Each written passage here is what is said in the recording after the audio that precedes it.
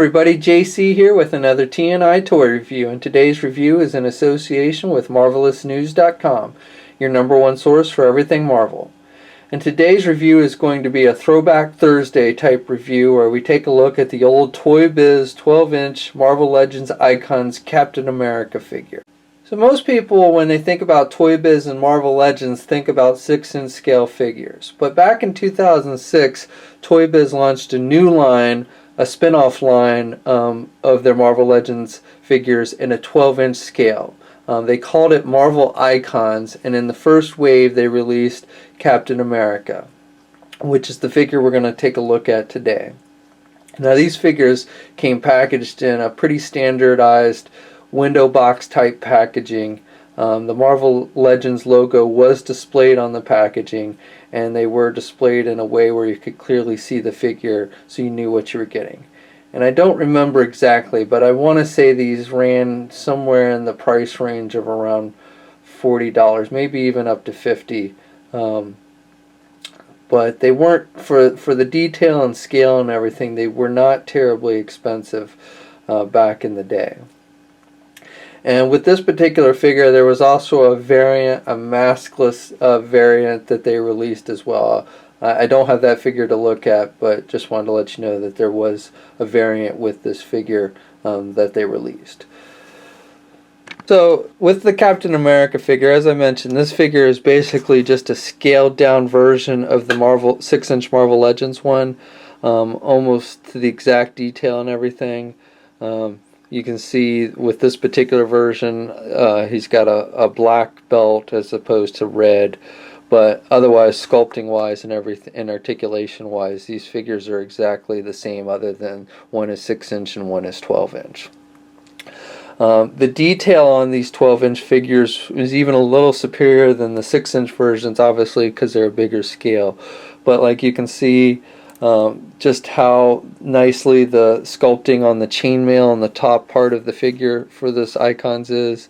It's done in a metallic type paint, so it really stands out and looks like real chainmail. So that's really nice.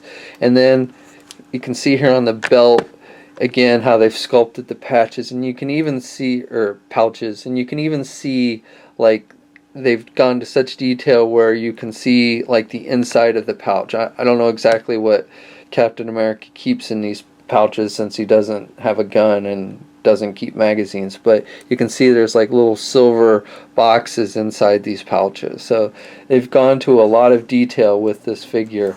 You can see like the stitching on his glove, so just things like that. And the shading, there's a lot of nice washes on the figure. Again, on the chainmail, you can see like the black wash mixed in, and then throughout the costume, there's just a lot of nice wash work. So there was a lot of detail that went into these figures, even more so than the 6-inch line. Captain America comes with one accessory, his shield, of course, and just like with the 6-inch version, it had the little clip that fits on his wrist and folds to the side so that you can put it on his back, and then it's got the elastic straps, and again, which is really nice, allows you to actually put the shield on the figure's back. So you just kind of string up the elastic up his arm, and then it fits around both arms, and then it fits on his back. So this is something that like not even the Hot Toys versions today allow you to do, where you can actually put the shield on the character's back. So a really nice feature that I like that they incorporated on this figure. This particular figure stands just over 12 inches tall, about 12.5 inches tall. Now the scale on this line wasn't perfect per se.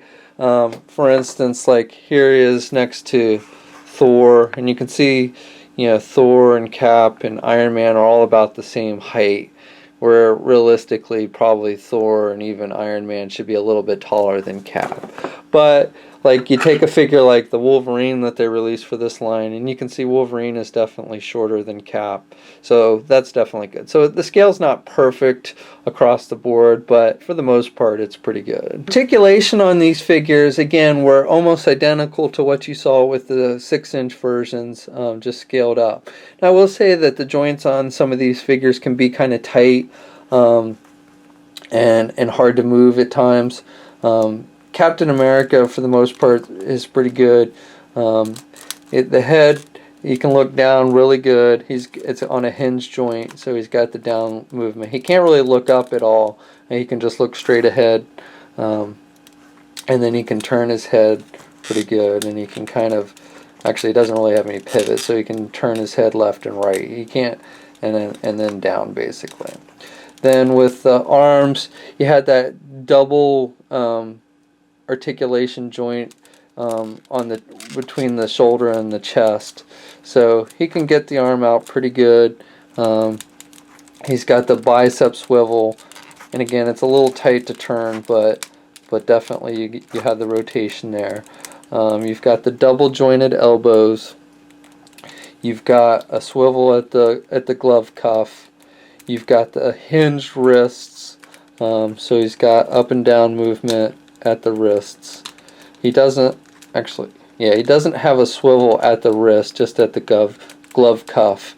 And then the fingers are articulated, so you can do, actually the two middle fingers are stuck together, but the end fingers and the pinky finger are articulated, and then the thumb is not articulated on this one.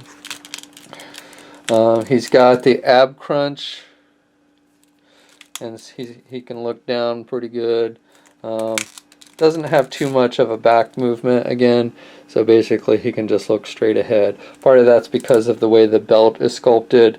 He's got this water canteen that kind of keeps him from being able to push his back too much.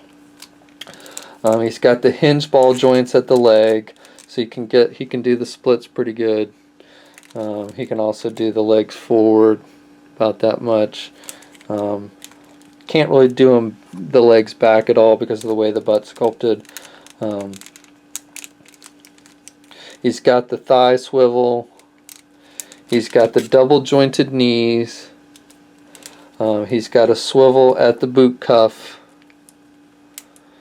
And then he has the hinged ankle pivot. And again, the ankle pivot is a little bit tight, but definitely has that pivot. And then the up and down movement. And then this figure has two peg holes on the bottom. And you can see they've also like sculpted the treads on the bottom of his boots. Oh, and I may have missed it, but he has also got a swivel at the waist.